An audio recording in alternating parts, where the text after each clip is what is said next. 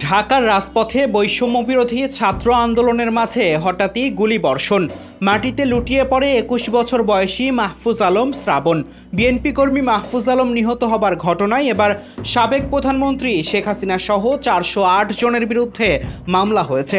এই মামলার আসামিদের তালিকায় রয়েছেন মন্ত্রী, এমপি থেকে শুরু করে সাংবাদিক, ব্যবসায়ী, এমনকি জনপ্রিয় অভিনেতা ইরেশ জাকেরও। মামলার পরে চোখ কপালে উঠেছে অনেকের, কারণ ১৫৭ নম্বর আসামির তালিকায় আছেন অভিনেতা ইরেশ জাকের, যিনি দীর্ঘদিন ধরে সংস্কৃতি ও বিজ্ঞাপনে সক্রিয় মুখ।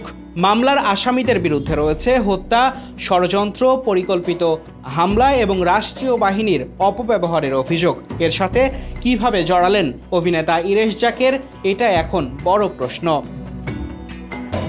মামলাটি দায়ের করেছেন নিহত শ্রাবণের ভাই মুস্তাফিজুর রহমান বাপ্পি। ঢাকার চিফ মেট্রোপলিটন ম্যাজিস্ট্রেট আদালতে গত ২০ এপ্রিল তিনি এ অভিযোগ দায়ের করেন। আদালত বাদীর জবানবন্দি গ্রহণ করে মিরপুর মডেল থানাকে নিয়মিত মামলা হিসেবে নিতে নির্দেশ দেন। মামলার বাদী উল্লেখ করেন, আমার ছোট ভাই মাহফুজ আলম শ্রাবণ বিএনপির দলীয় কর্মী। সে ছাত্র আন্দোলনের অংশ ছিল। শেখ হাসিনা সরকারের পতনের দাবিতে সে মিছিলে অংশ নেয়। মিছিল চলাকালে সরকারি দলের লোকজন হামলা চালায়। আমার ভাই বুকের গুলিতে মারা যায়।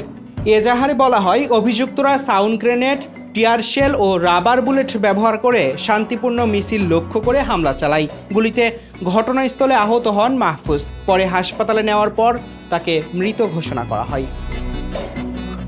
একটা মৃত্যু, একসঙ্গে ৪০৮ জন অভিযুক্ত। ইতিমধ্যে শুরু হয়েছে নানা আলোচনা, সমালোচনা। জনপ্রিয় অভিনেতা ইরেশ জাকেরের নাম আসার পর তা যেন নতুন মাত্রা পেয়েছে। এই মামলার তদন্ত কিভাবে এগোবে সেটি এখন দেখার বিষয়। Tarique Rahman, news now 24।